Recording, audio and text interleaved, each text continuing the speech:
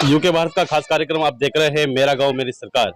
और मेरा गांव मेरी सरकार कहते हैं यूके भारत पहुंचा है किशनपुर जमालपुर गांव में, जहां पर काफी लोगों ने अपनी किस्मत आजमाई है और लगातार क्षेत्र में लगे हैं। तो वहीं उन्हीं के बीच एक वरिष्ठ पत्रकार साथी हमारे तहसीन भाई भी चुनावी मैदान में हैं, और जिस तरह से उनकी पकड़ जो गांव में देखी जा रही है, वो उससे लग रहा है कि इस बार वो पत्रकार के साथ साथ एक ग्राम प्रधान प्रतिनिधि बनकर भी ग्रामीणों की सेवा कर पाएंगे।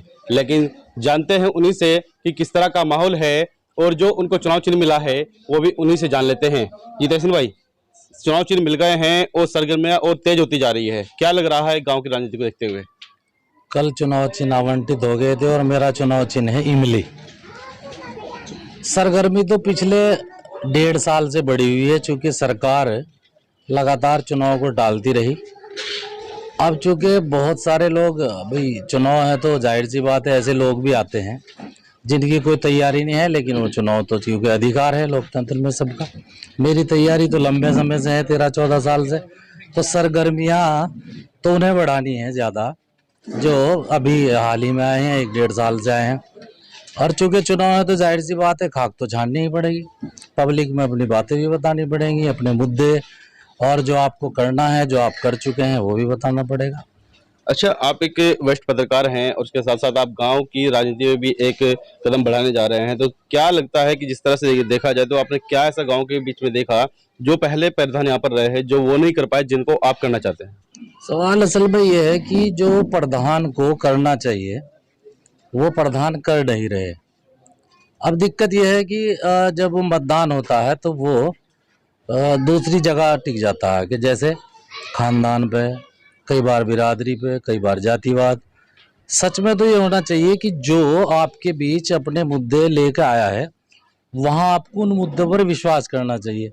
मुद्दे असल में प्रधानमंत्री के क्या रह गए कि भाई वो मैं फला खानदान का, मेरे साथ इतनी वोट है, मैं फला बिरादरी का, मेरे साथ इतनी, इसी वो चीज़ पर लोग विश्वास करके और वोट दे देते हैं। लेकिन जो असल सही चीज़ें हैं उस पर वोट हो नहीं रहा। वोट नहीं हो रहा तो इसलिए जो सरकार की योजनाएं हैं वो धरातल पर नहीं उतर रही और लोगों को उनका लाभ नहीं मिल रहा। अच्छा, ऐसा आपने गांव में अभी तक क्या देखा है कि जो अभी तक जिनका जिस समस्या का निदान नहीं हो पाया है, और किन मुद्दों को लेकर आप जनता के बीच जा रहे हैं?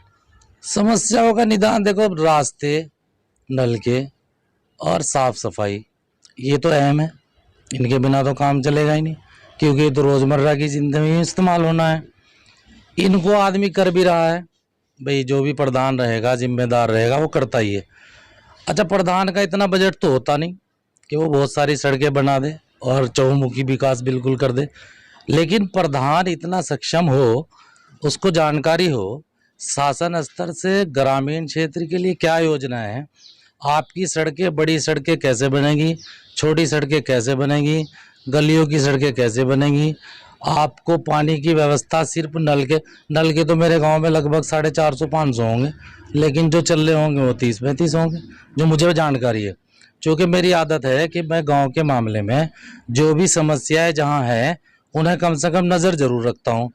क्योंकि पद पे नहीं रहा तो इसलिए जितना हो सका अपने स्तर से स्वजल विभाग, जो भी विभाग हैं, चूँकि मुझे जानकारी है कौन सा मामला कहाँ से हो सकता है, वो मैं करता ही रहता हूँ। अच्छा, हालांकि अगर देखा जाए तो एक पत्रकार रहते हो, क्योंकि आपको काफ़ी लंबा अनुभव भी हो गया है पत्रकारिता के अंदर, तो उसी को देखते हुए देखा जाए तो शासन स्तर और राज्य स्तर की जो योजना या केंद्र सरकार की जो योजना चलती है जो गाँव तक नहीं पहुँच पाती है, तो उनको लाने का काम कैसे करेंगे? आप एक प्रतिनिधि बनकर काम करेंगे या फिर एक पत्रकारिता करना? नहीं, प्रतिनिधि नहीं, मैं तो लगातार पत्रकारिता का इन गांव के, मेरे गांव के लोगों को ही नहीं बल्कि आसपास के गांव के लोगों को भी मिल रहा है। मैं लगातार लोगों के बीच ऑफिस जाने से पहले 4-5 घंटे बैठता ही हूँ, और लगातार डेली मेरा ये रूटीन है कि मैं लोगों के काम करता हूँ, शाम को भी सवेरे को भी।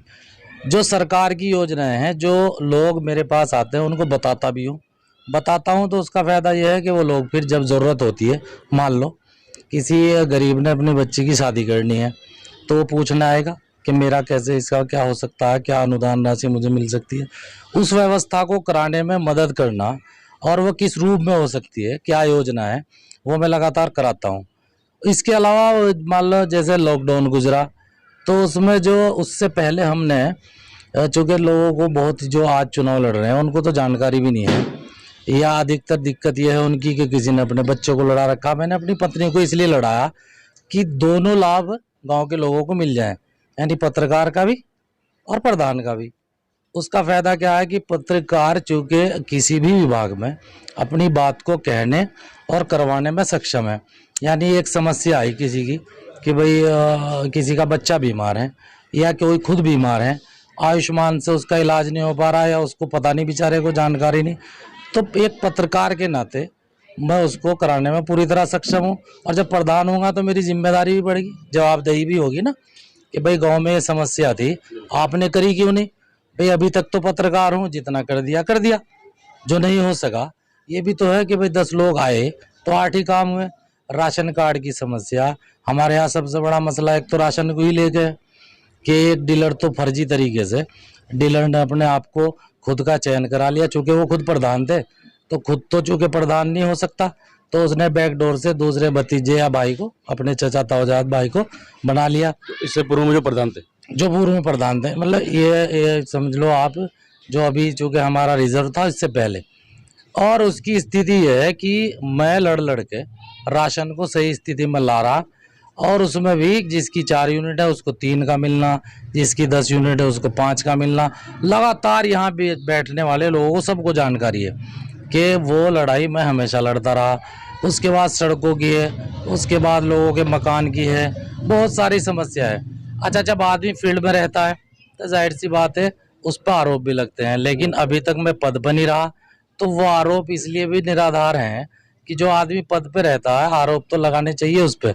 फिर भी अगर कोई आरोप है तो आरोप इस तरह लगाना चाहिए किसी को कि मैंने फला काम किया था, मैंने मतलब कुछ नहीं लिया और मैंने फ्री में करा दिया। मिसाल के तौर पे मेरे ही एक पड़ोस में डेथ होगी, वो श्रम विभाग में पंजीकृत थे, 2,10,000 रुपये मिल गए।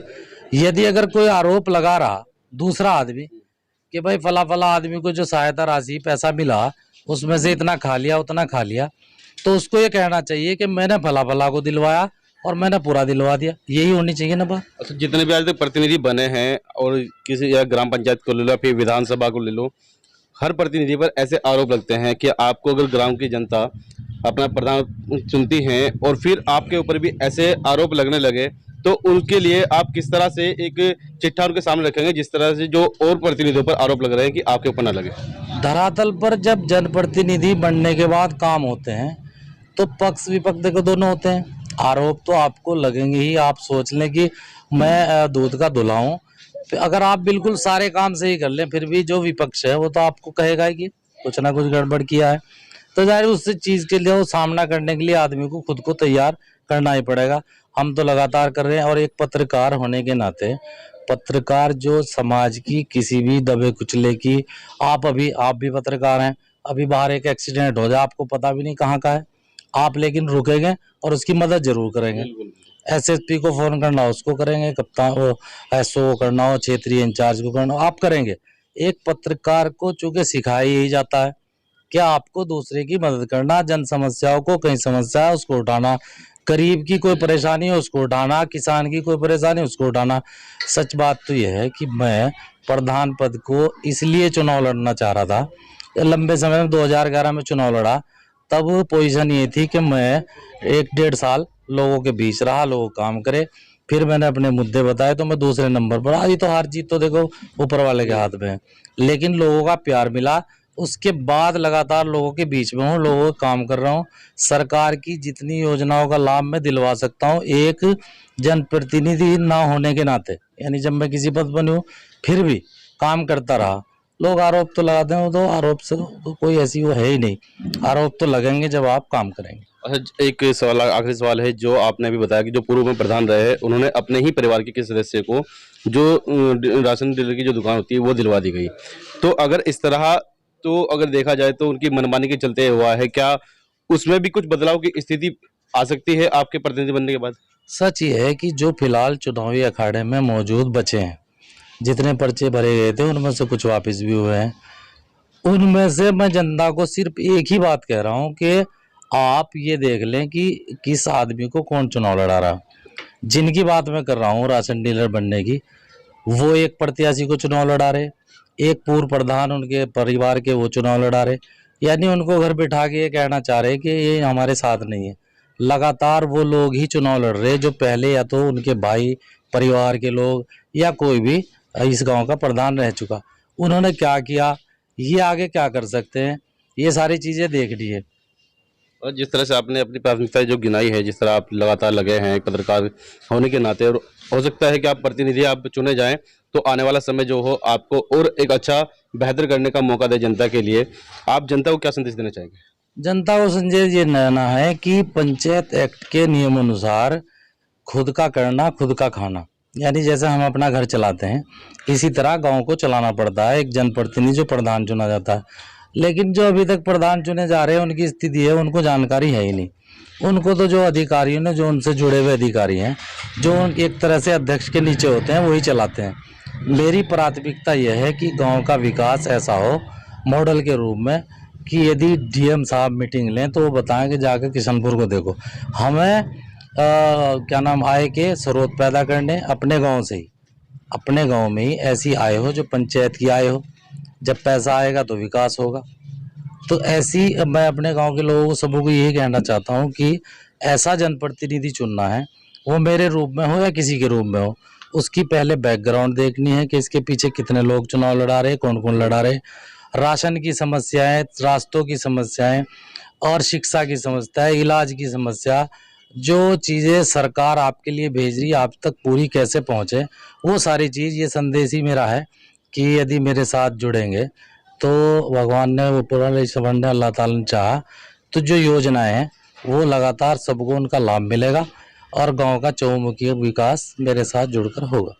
तो ये थे हमारे साथ मोहम्मद तहसीन जी, जो कि वरिष्ठ पत्रकार है। इनकी पत्नी यहाँ पर चुनाव लड़ रही है, लेकिन वो, उनका कहना साफ है कि वरिष्ठ पत्रकार रहते हुए जिस तरह से उन्होंने गांव की सेवा की है, ग्रामीणों की जो समस्या है उनका निदान भी कराया है, तो हो सकता है कि गांव की जनता इनको मौका देती है तो दो पद हो जाएंगे। एक वरिष्ठ पत्रकार तो यही है, उनकी पत्नी जब ग्राम प्रधान बन जाएगी तो उनके प्रतिनिधि के रूप में और भी ज्यादा सेवा ग्रामीणों की करेंगे।